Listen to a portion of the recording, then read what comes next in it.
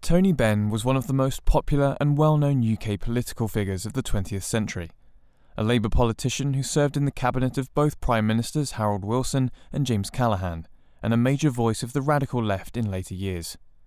Born Anthony Neil Wedgwood Benn in London in 1925, Benn grew up in a political household with his father, William Wedgwood Benn, a Liberal then later Labour MP.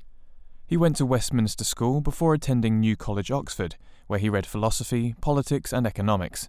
After serving in the RAF during the Second World War, he returned to Oxford and graduated in 1948. A year later, he married wealthy American educationist Caroline Middleton DeCamp, with them bringing up a daughter and 3 sons at their family home in West London. Benn entered Parliament as a Labour MP in November 1950. He came from a privileged background, and when his father died in 1960, he was disqualified from remaining an MP and had to take a seat as a peer in the House of Lords.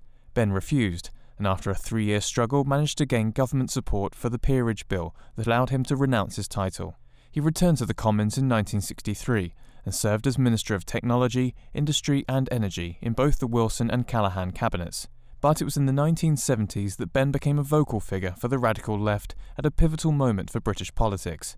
Standing in opposition to Thatcherism, he supported unilateral nuclear disarmament and said that all wars represent a failure of diplomacy. He also opposed joining the common market and backed the miners' strike.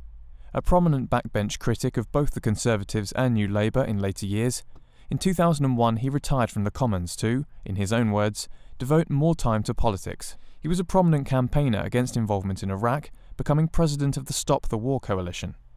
Aside from his work in Westminster, he released volumes of his diaries during his time in office, a flood of fascinating information about his career that helped shape his political legacy.